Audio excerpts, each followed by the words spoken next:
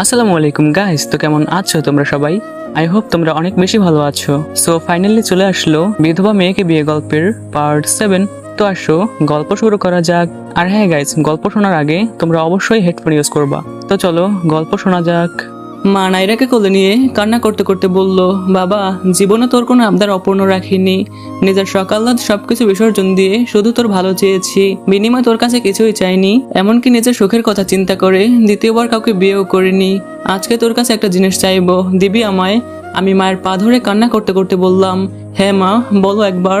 জীবন দিয়ে হলেও তোমার আবদার পূরণ করব। মার কথা বলতে কষ্ট হচ্ছিল, চোখ প্রায় বন্ধ হয়ে যাচ্ছে। এমন অবস্থায় সে আমাকে বলল, বাবা, এই অবোধ শিশুটার কথা চিন্তা করে হলেও তোরা কেউ কাউকে কখনো ছেড়ে যাস না। মায়ের এমন কথা শুনে আমার মাথায় যেন আকাশ ভেঙে পড়লো।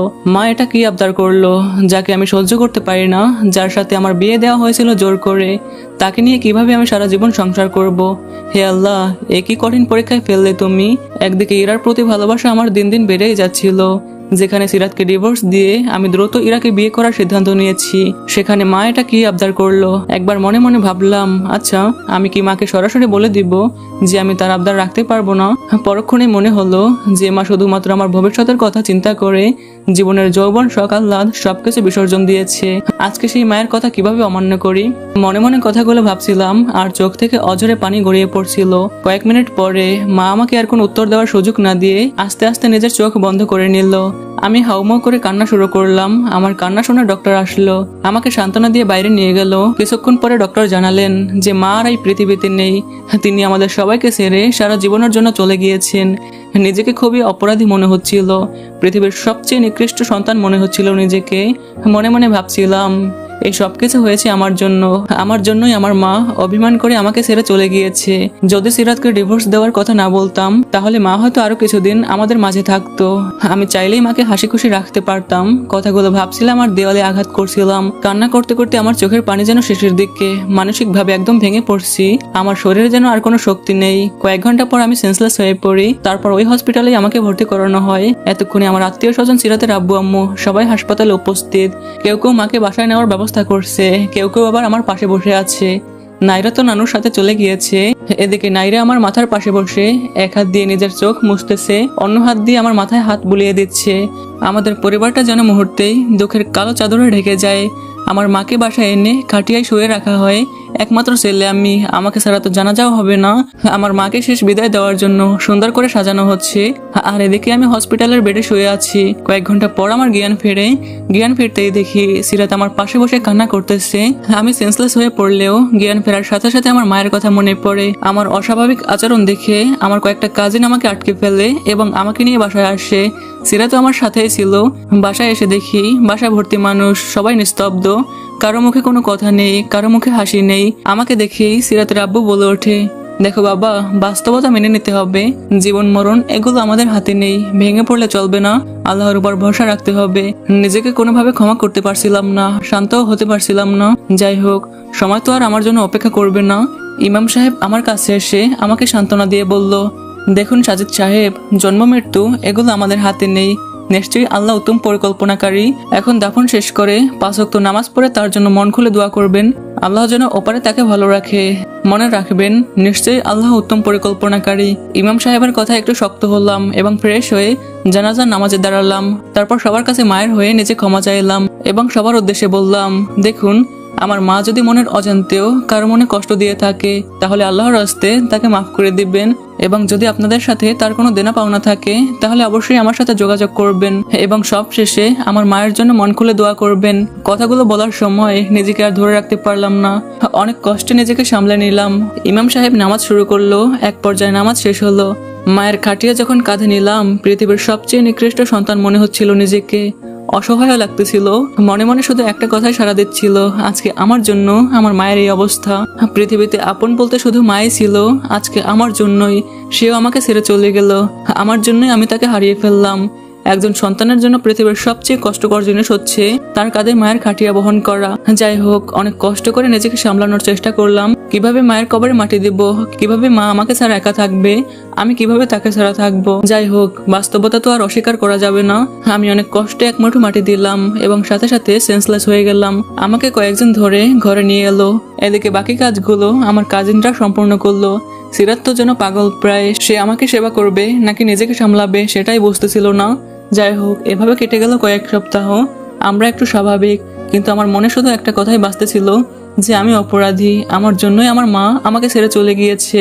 এভাবে দম বন্ধ হয়ে যাওয়া অবস্থায় কেটে গেল 6 থেকে 7 মাস। কিন্তু এতদিনেও আমার জীবন থেকে ইরা কিংবা সিরাতের কারো অধ্যায় পুরোপুরি শেষ হয়নি। তারা দুজনেই এখন আমার জীবনের সাথে জড়িয়ে আছে। এদিকে ইরার পাগলামি যেন দিন দিন বেড়েই যাচ্ছিল। সে আমার প্রতি এতটাই আসক্ত হয়ে গেছিল যে আমাকে ছাড়া তার দম বন্ধ হয়ে আসতেছিল। আমি ইরাকে এতটা ভালোবাসতাম যে তার এই কষ্ট আমি কোনোভাবেই মেনে নিতে পারছিলাম না। তারপর মায়ের দেওয়া প্রতিশ্রুতি এবং ইরার কথা চিন্তা করে আমি সিদ্ধান্ত নিলাম যে এই ব্যাপারটা নিয়ে সিরাতের সঙ্গে খোলামেলা কথা বলতে হবে। তারপর একদিন রাত তখন গভীর, ঘরে কেবল নাইরার মৃদু শ্বাস প্রশ্বাস আর ঘড়ির কাঁটার টিকটিক শব্দ। সিরাত জানালার পাশে বসে আছে, চোখ লালচে, কাদো কাদো ভাব। আমি দরজা ঠেলে ভিতরে ঢুকলাম। সিরাতের মুখটা যেন গম্ভীর, চোখে কান্না কান্না ভাব। কিছুক্ষণ দাঁড়িয়ে থেকে বললাম, তোমার সাথে আমার কিছু কথা আছে। সিরাত মুখ না ঘুরিয়ে ভাঙা কণ্ঠে বলল, কি আর বলার সাজিদ, আমি তো জানি তুমি কে চাও। সাজিদের গলাটা একটু কঠিন হয়ে উঠলো এবং বলল, দেখো সিরাত, সত্যিটা তো তুমি জানোই, আমি কখনোই তোমাকে চাইনি। তোমাকে আমি বিয়ে করেছি মায়ের জোরাজুরিতে। আমার ভালোবাসা, আমার প্রতিশ্রুতি সবই ইরার কাছে। তাই আমি ঠিক করেছি আমি ওকে বিয়ে করব। আমার মুখে এমন কথা শুনে সিরাত অবাক হয়ে আমার দিকে তাকালো, চোখ জলে ভিজে গিয়েছে। সে কান্না করতে করতে বলল, তাহলে আমি বললাম, দেখো, আমার জন্যই আমাদের মা আমাদেরকে ছেড়ে অকালে চলে গিয়েছে এবং যাওয়ার সময় আমার কাছে একটা আবদার করেছে। আমি তার কোনো আবদার অপূর্ণ রাখবো না, আমি তার কথার অবাধ্য হতে পারবো না। তাই আমি ঠিক করেছি আমি তোমাকে ছাড়বো না, তোমাকে ডিভোর্স দিব না। শুধুমাত্র তোমাকে এবং তোমার মেয়ের ভরণ পোষণ দিয়ে তোমাদেরকে অন্য বাসায় রাখবো। কিন্তু আমি কখনোই তোমাকে বউয়ের মর্যাদা দিব না, আমি শুধুই আমার দায়িত্ব পালন করব। সিরাতের কলেজে যেন কেঁপে উঠলো।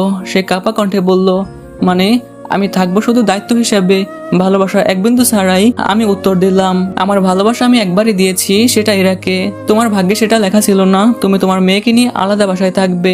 আমি নিয়মিত প্রয়োজনীয় খরচ পাঠিয়ে দিব। আমি ইরাকে একদমই কষ্ট দিতে পারবো না, বুঝেছো? কথাগুলো শুনে সিরাত স্তব্ধ। বুকের ভেতর যেন ফেটে যাচ্ছিল, চিৎকার করতে মন চাচ্ছিল, কিন্তু ঠোঁট শক্ত করে চেপে ধরলো। অনেকক্ষণ চুপ থেকে বলল, ঠিক আছে সাজিদ, তুমি যদি তাই চাও তাহলে তাই মেনে নেব। কিন্তু আমার একটা আবদার আছে, নাইরা যেন কখনো না বোঝে যে তার বাবা তাকে ফেলে চলে গিয়েছে। তার চোখে তুমি সারা জীবন নায়ক হয়েই থেকো। এমন কথা শুনে সাজিদ মুখ ঘুরিয়ে নিল।